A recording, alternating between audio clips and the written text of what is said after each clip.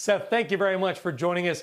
Love having you on. We're trying to really just dig in and get, basic real-world advice for our viewers. The S&P is up nearly 40% off its low. If you wrote it out, it's paid off mostly. What are you advising your clients to do right now?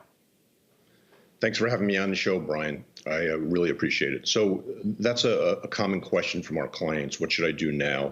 And the most common part of that is, should I raise some cash? Should I go to cash? And in most cases, the answer to that is no, that this is really a time to revisit long-term objectives and risk tolerance and check in on your asset allocation. And if the long-term objectives and risk tolerance have not changed dramatically, then there's no need to change your asset allocation, because we're building that asset allocation for a 3 to 5 year period, not a 3 to 5 week or 3 to 5 month period.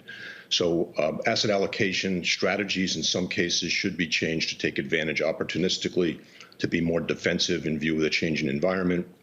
But just because we're not changing asset allocation doesn't mean it's a buy and hold. It means that we could be making changes, and very often are making changes at the portfolio level. In terms of changes at the portfolio level, if we break it down into asset classes, on the equity side, we're favoring quality U.S. large caps over non-U.S. Our base case scenario for the economy is continued contraction into the fourth quarter, with GDP growth starting around the fourth quarter or first quarter of 2021.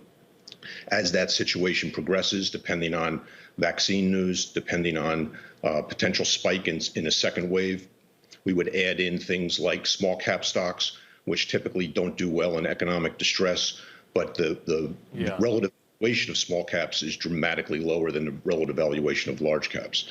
Well, they have been, Seth, as we pointed out, they've been red hot this week. I mean, the small cap 600 up 8%. And listen, I know 1 week doth not a trend make. And we talk a lot about equities here on CNBC, as we should.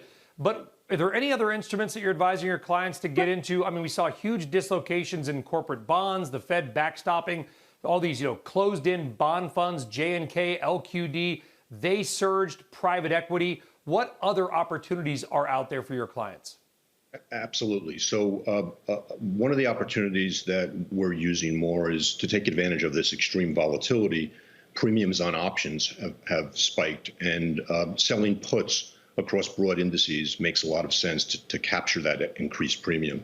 On the fixed income side, we're favoring investment grade corporates and other taxables, investment grade munis. Right now, even though the absolute yields are somewhat anemic, the relative yields relative to treasuries are pretty strong and pretty favorable.